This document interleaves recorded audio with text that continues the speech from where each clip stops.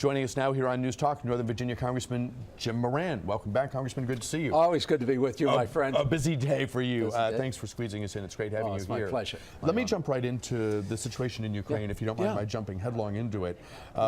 Folks are trying to kind of figure out who's doing what to whom, and I think there's a concern because all this harkens back to a pretty scary time in global politics, the Cold War between the Soviet bloc and America and its allies. What's your broad assessment? We'll talk for a bit, then we'll take a break and come back and talk some more. What's your general assessment? Well, first of all, the origin of our commitment to Ukraine dates back to the Cold War. They had thousands of nuclear weapons, and they agreed to dismantle them in return for an assurance of territorial integrity. And we and Britain and Russia all agreed we would protect the sovereignty of their boundaries if they would get rid of their nuclear weapons. Including Crimea. Including Crimea. And they dismantled all of those nuclear weapons. And now I do think we have some responsibility. But our principal responsibility, I think, needs to be enforced through Europe, through the European Union. We don't trade that much with Russia compared to the European Union. The European Union needs to step up. This is not going to lead to a military confrontation.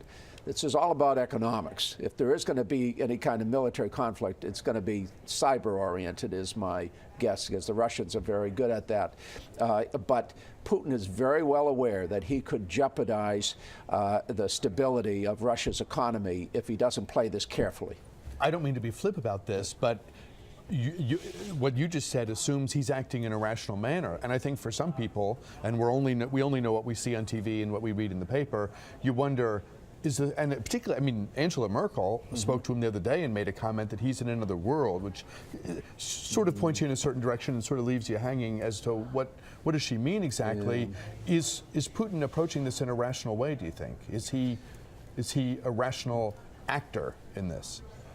We have to approach it in a rational way, whether he does or not, because he is the leader of Russia. And even if it was a wholly democratic election, he'd get reelected anytime he wants. We have to deal with Russia for many reasons. For one, they have enormous reservoirs of natural resources. So regardless of what Putin says, it's what he does that we need to be cognizant of and watch carefully. I don't think we should be making derogatory remarks toward him.